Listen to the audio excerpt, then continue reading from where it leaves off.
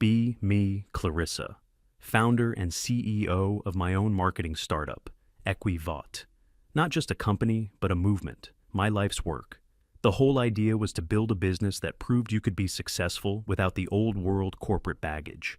No backstabbing, no burnout culture, none of that chest-thumping nonsense you see everywhere else. I wanted to create a space where empathy and collaboration were the main drivers, not just profit margins. We were actually doing well for a while. Really well. We had a solid roster of clients and a reputation for getting things done. But the office culture, it just felt wrong. It wasn't what I envisioned. The core of my team was made up of 3 guys, Mark, David, and Kevin. On paper, they were perfect, the engine that made the company run. Mark was my lead project manager. The guy was a machine when it came to organization. He could juggle 10 projects at once and never miss a deadline. Clients loved him because he was direct and never promised something he couldn't deliver. But his energy was just aggressive. Everything was a fight to be won. We'd be in a meeting, and I'd be trying to talk about the long-term vision for a client's brand, and he'd cut in with questions about budget allocation and resource management. He called it being pragmatic. I called it stifling creativity with negativity. Every conversation with him felt like a negotiation, where I had to defend my ideals. Then there was David, our tech guy. He was one of those quiet genius types who basically built and maintained our entire digital infrastructure by himself. The man was a wizard. If a client's website had a problem, he'd fix it before the client even finished writing the email. The issue was, he was completely silent, a ghost in the machine. He never spoke in meetings unless you asked him a direct question, and even then, he'd give a one-word answer. I tried to get everyone to participate in team-building exercises, morning check-ins, things to foster a sense of community. David would just sit there, looking at his laptop, completely disengaged. It made people uncomfortable. He wasn't a team player. His silence felt like a judgment on all of us. I needed people who would contribute to the atmosphere, not just sit in the corner and code. And finally, there was Kevin, our lead designer. The guy was talented, I'll give him that. He could whip up a campaign visual that was clean, professional, and exactly what the client asked for. But it was always so safe, so predictable. I'd push him to be more bold, to challenge norms with his designs. He'd listen, nod, and then produce another perfectly effective, perfectly boring ad. The worst part was the bro culture between the 3 of them. They had their own private jokes, their own way of talking about projects that felt exclusionary. I'd walk into the main office space and they'd be laughing about something, and then immediately get quiet when they saw me. Mark and Kevin would talk about sports or some new action movie, and it just drained the intellectual energy from the room. I felt like an outsider in my own company. The whole point of Equivate was to be different, and here I was running an office that felt like any other soulless tech company run by men. I tried to steer things in the right direction. I organized mandatory workshops on mindful communication. I replaced the generic coffee with ethically sourced, single-origin beans, and put up posters with inspirational quotes from female leaders. I suggested a book club to read and discuss modern feminist literature. They participated, but it was all surface level. I could tell their hearts weren't in it.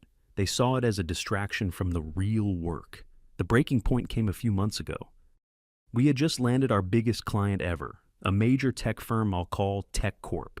It was a massive company-defining project, a full-scale digital marketing overhaul. The deadline was tight and the pressure was on. Everyone was working long hours. The stress was palpable. I saw this as the perfect opportunity to implement a new policy I'd been thinking about. I called a big meeting with the whole team. I stood at the front of the conference room and laid out my grand vision. I told them that in the face of this immense pressure, we needed to prioritize our well-being.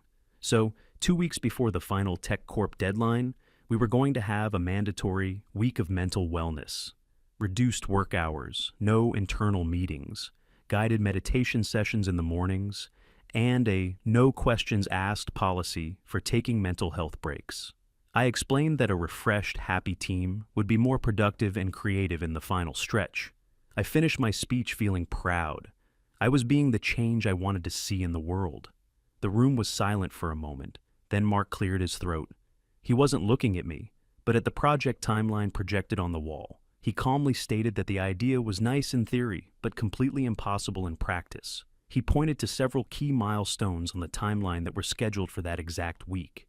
He explained that pushing them back would create a domino effect, making it mathematically impossible to meet the final deadline.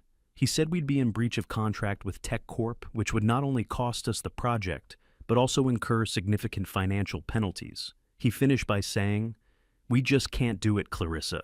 The numbers don't work." I stared at him.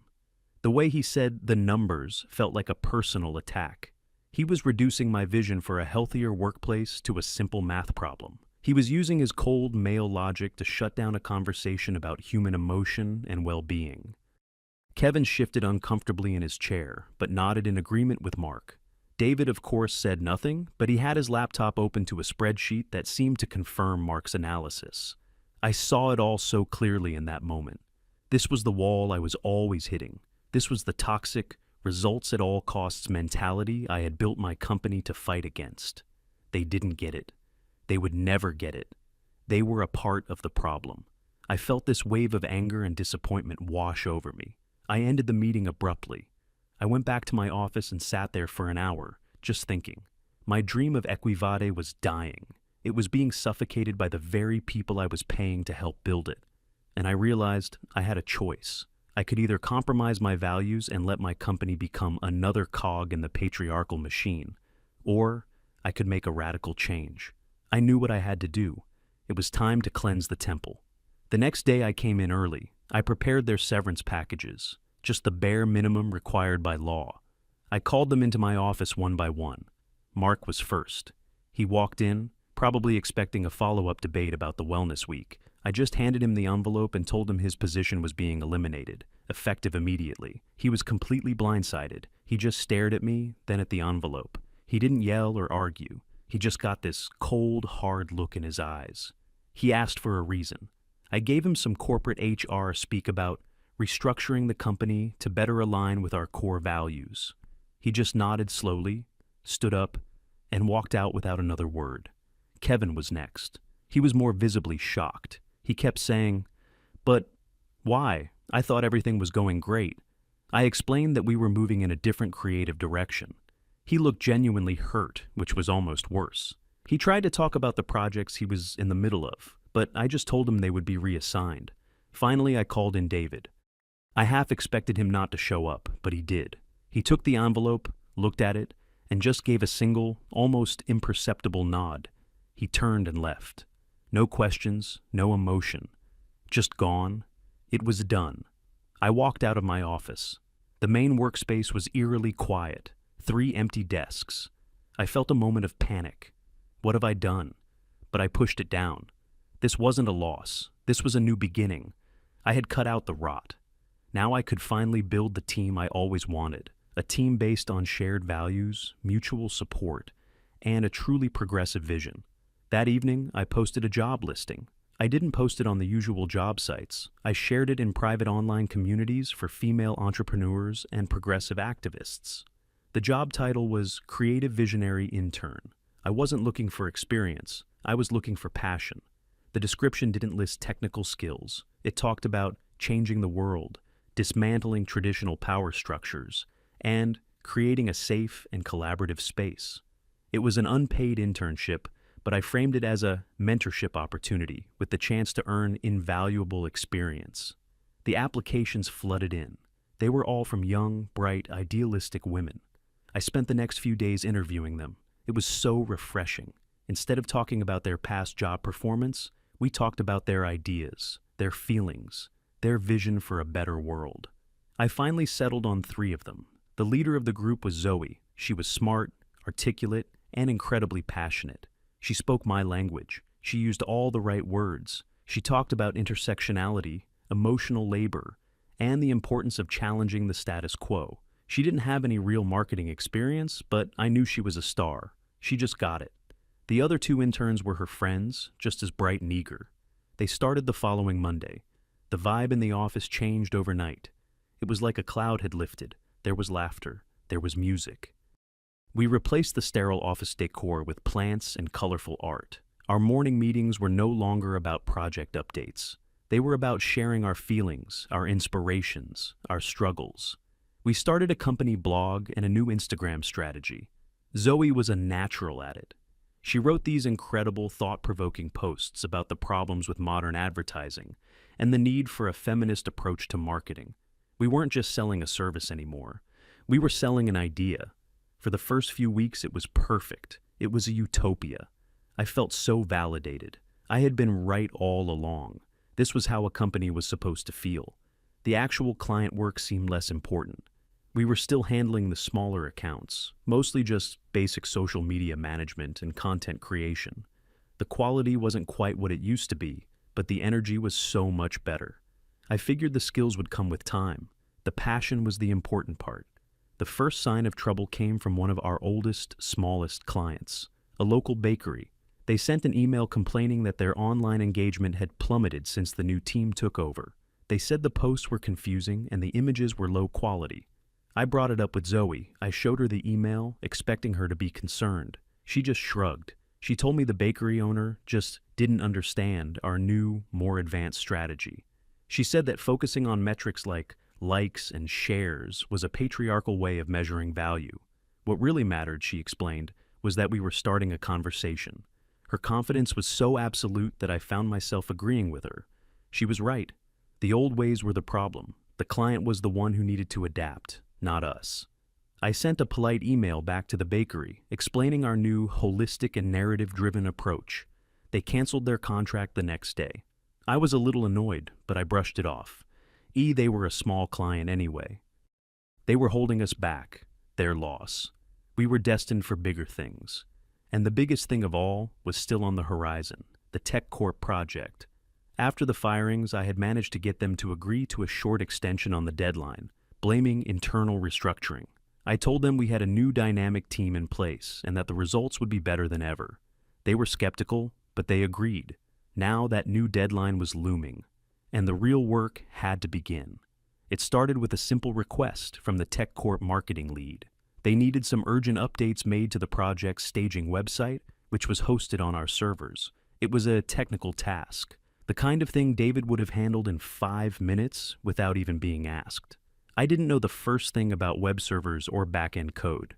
I handed the request over to my new team. I told them it was a great learning opportunity. Zoe read the email from TechCorp and scoffed. She said the technical language they used was deliberately exclusionary and gatekeeping. Still, she said they would handle it.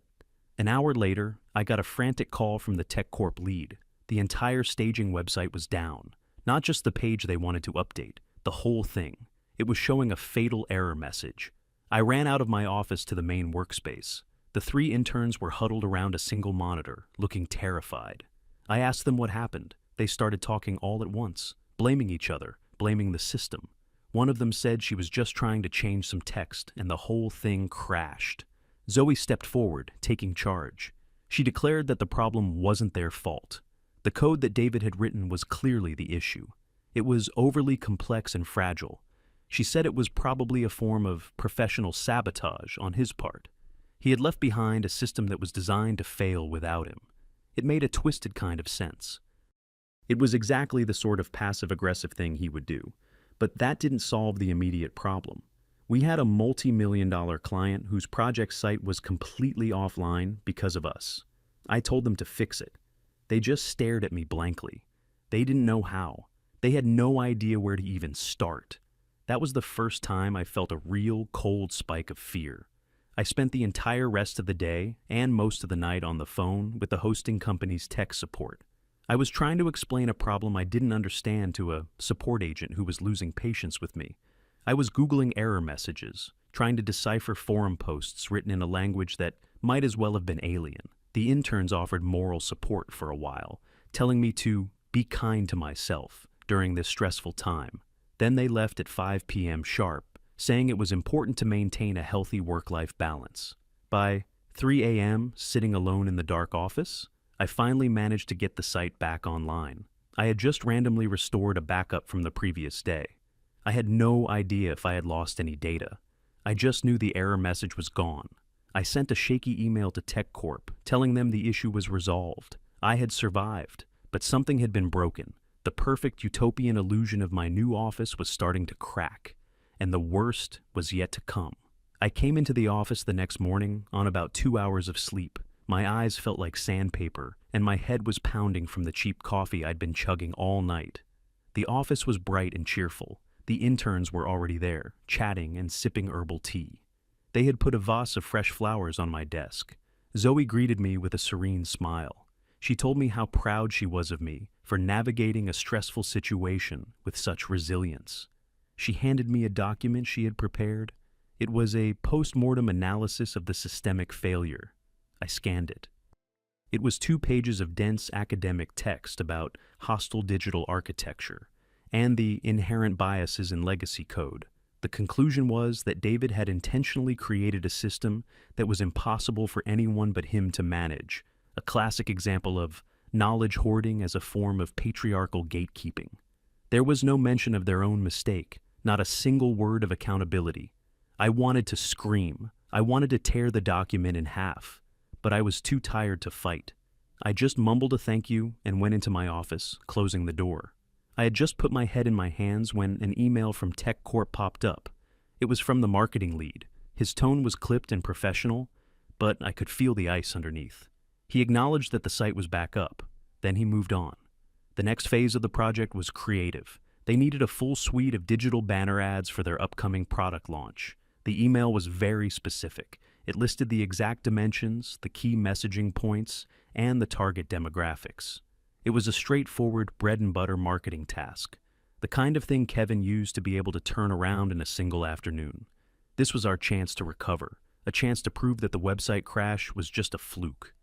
I printed out the email and walked out to the main office. I tried to sound upbeat and motivational. I told the team that this was our opportunity to really shine, to show Tech Corp our creative vision. I handed the brief to Zoe. She read it over, and her expression soured. She pointed to a line in the email. The messaging needs to emphasize the product's superior speed and power. Zoe looked at me, her eyes full of disappointment. She said that focusing on power and domination was a tired and toxic trope. She explained that our campaign shouldn't be about selling a product, but about telling a story. We needed to subvert their expectations and give them something that would make people think. The other 2 interns nodded enthusiastically. One of them suggested we do a campaign that questions the very nature of speed in a hyper-capitalist society. A part of my brain, the logical part that I had been trying to suppress, was screaming at me. It was telling me to just tell them to do what the client asked for, but I couldn't. I had built this whole new culture around trusting their vision.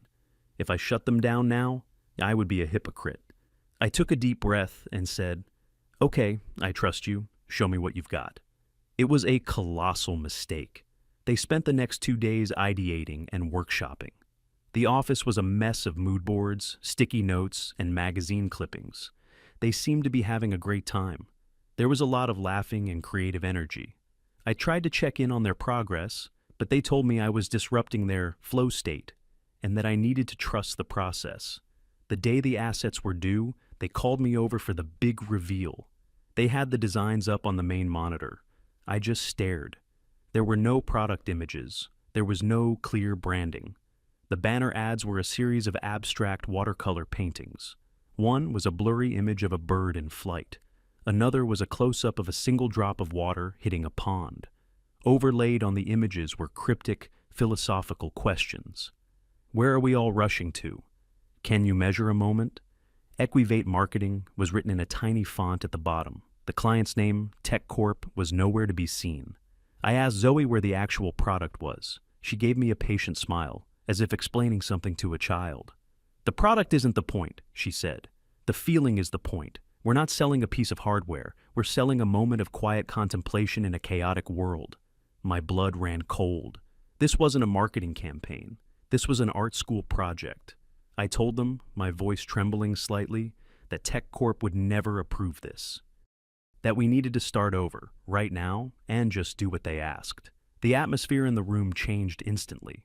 The smiles vanished. Zoe crossed her arms. "I'm sorry you feel that way, Clarissa," she said, her voice dripping with condescension. "We thought you valued creative courage." Another intern added that my reaction was stifling their artistic expression. I felt like I was losing my mind. But we were out of time. I told them to just package up what they had and send it over. I would deal with the fallout. We sent the files to Tech Corp. The response came less than an hour later. It was from a new person on the email chain, the chief marketing officer of Tech Corp. The email was short. This is completely unacceptable. It fails to meet every single requirement of the brief. It is amateurish and unprofessional.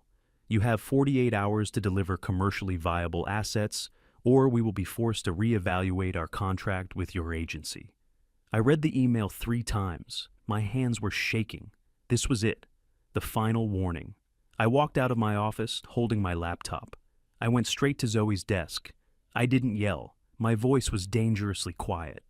I put the laptop down in front of her, the CMO's email glowing on the screen. "Read this," I said. She read it. For the first time, I saw a flicker of fear in her eyes. "Now," I said, "you are going to fix this. All of you. You are not going home until we have a new campaign that a normal human being would actually understand."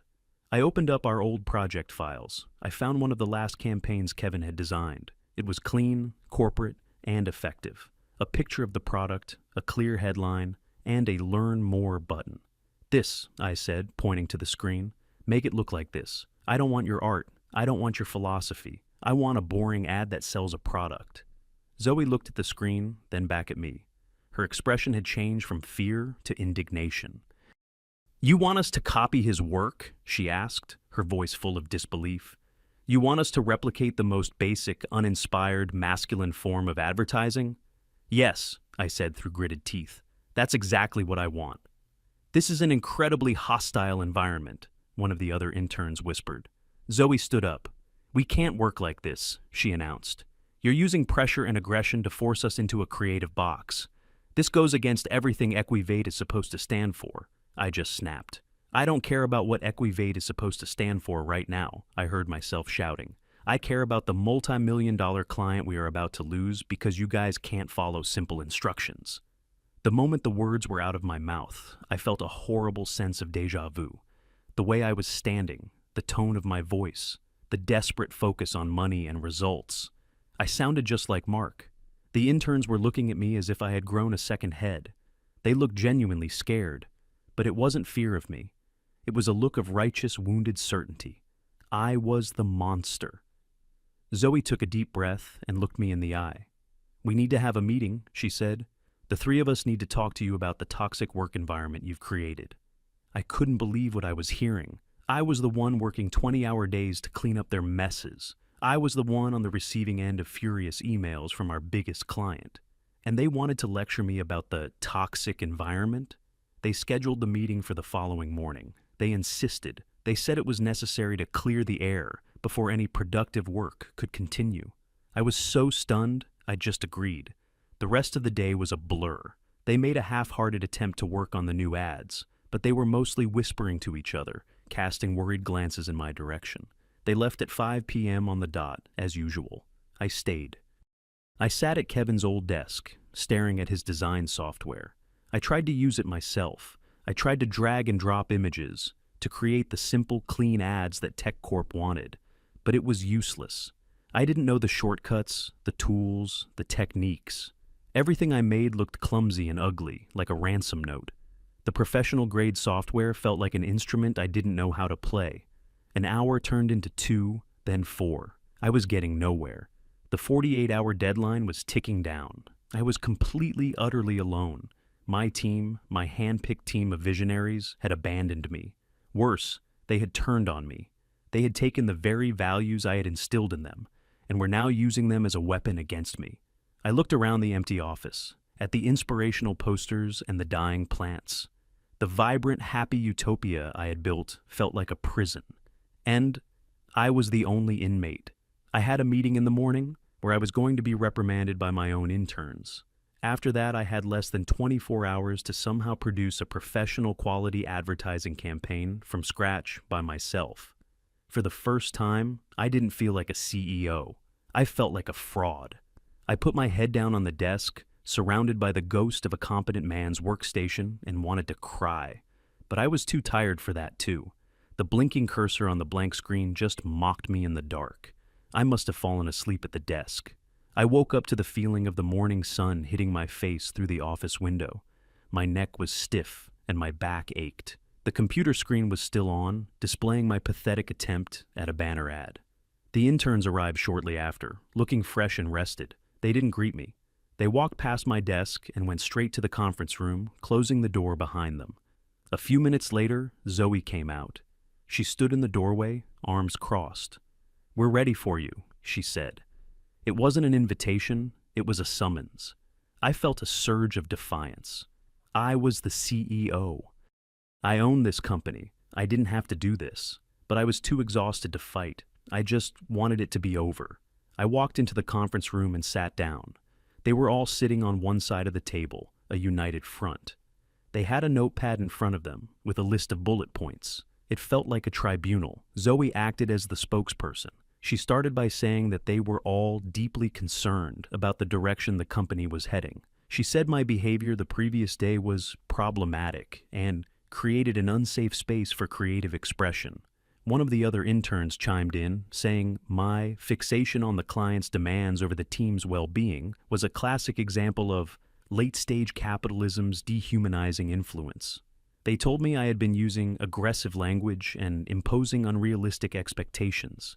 I just sat there, listening. It felt surreal, like I was watching a scene from a terrible movie. I looked at their faces. They were so earnest, so convinced of their own righteousness. They genuinely believed they were the victims here. Zoe then slid a piece of paper across the table. It was a list of their demands. They wanted a formal apology from me, both written and verbal. They wanted a new policy implemented that would give them full creative autonomy on all projects, free from client-driven micromanagement. They wanted a reduction in working hours and the introduction of a 4-day work week, effective immediately to prevent burnout. And the final point, they wanted to transition from unpaid interns to salaried, co-directing partners in the company. I read the list and something inside me just broke. It was the sheer breathtaking audacity of it all. We were hours away from losing our only major client. The company was on the verge of financial ruin, and they were demanding a promotion. I started to laugh. It wasn't a happy laugh. It was a dry, hollow, exhausted sound. I couldn't stop. I just sat there, laughing at the absurdity of my situation. My laughter seemed to unnerve them. They exchanged confused, worried glances. When I finally stopped, I took a deep breath. I looked at Zoe. "Get out," I said. She blinked. "What?" "Get out," I repeated, my voice flat and empty. "All of you, pack your things. You're done here. The internship is over." For a moment, they were too shocked to speak. Then the outrage came. Zoe stood up, her face red with anger. "You can't do that," she sputtered. "You can't just fire us for speaking up. This is retaliation." "You're unpaid interns," I said, the words tasting like ash in my mouth. "There's nothing to fire you from. Your mentorship opportunity has concluded. Now, please leave my office." They started shouting about their rights, about how they were going to expose me and my exploitative practices on social media. I didn't care anymore. I just pointed to the door. It took them another 10 minutes of threats and dramatic pronouncements, but eventually they were gone. I was alone again in the silent office. The deadline for the TechCorp assets was in about 6 hours. I knew it was hopeless. I couldn't do it. I had failed. I had taken a successful, growing company and driven it straight into the ground in a matter of months. I had done it to myself. I had chosen ideology over competence, and this was the result. Sitting at my desk, I pulled up the company's financials. It was even worse than I thought. The penalty for breaching the TechCorp contract would wipe out almost all of our remaining cash reserves. Equivate was finished. Then, a different kind of thought entered my mind, a desperate last-ditch Hail Mary. My fingers moved on their own, opening my old contact list. My thumb hovered over a name I hadn't looked at in months. Mark. What was I even thinking? He would laugh in my face. He would hang up on me. But what other choice did I have? I took a deep, shaky breath and hit the call button. It rang 3 times. I was about to hang up when he answered. "Hello?" His voice was calm, professional, unfamiliar. "Mark," I said, my own voice barely a whisper. It's Clarissa." There was a long pause on the other end of the line. "Clarissa," he said finally. His tone was impossible to read, not angry, not friendly, just neutral. I started talking, the words tumbling out of me in a desperate rush. I didn't make excuses. I didn't blame the interns. I just laid it all out. I told him about the Tech Corp deadline, the website, the banner ads. I told him I was in over my head and that the company was about to go under. I told him I knew it was a long shot. I knew I had no right to ask, but I was desperate. "I'll pay you anything," I pleaded. "A consulting fee, double your old rate, triple it, just for a few hours, just to help me get through this one deadline." When I finished, the line was silent again. I held my breath, waiting for him to tell me off, to tell me I deserved this.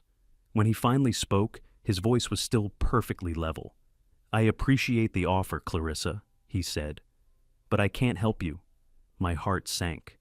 "I understand," I mumbled. "I'm sorry to have bothered you." "It's not that I wouldn't," he continued, and for the first time, I heard a hint of something else in his voice. Not pity, but something like finality. "Kevin, David, and I just accepted an offer from your main competitor. They hired us as a package deal to run their new digital marketing division." I couldn't breathe. "Our first assignment," he went on, his voice as calm as if he were discussing the weather, "is to take over the Tech Corp account. Their CMO called us directly this morning. It seems they've just terminated their contract with you." The world tilted on its axis. He knew. He already knew. "I wish you the best of luck with your company," he said. Then he hung up. I lowered the phone from my ear. I sat there in my empty, silent office, staring at the screen of my computer. On it was a half-finished poster Zoe had been working on before she left. It had a picture of a shattered glass ceiling, and underneath, in bold, cheerful letters, it read, "The future is female." I looked at that poster. Then I looked at the wreckage of my company, my dream. I had fired my best people because they didn't fit my vision. I had replaced them with people who shared my vision but had no skills. And in the end, the competent professional men I had cast aside hadn't been destroyed. They had moved on. They had been rewarded for their skills. I was the one who was left with nothing. I had become the architect of my own destruction. I finally understood. It wasn't about being male or female. It wasn't about vision or values or creating a safe space. It was about competence. It was about being able to do the job. And I had chased away the only people who could. Sitting there, in the ruins of my perfect progressive company, I finally regretted it. Not just losing the money, but being so wrong, so blindly, arrogantly wrong.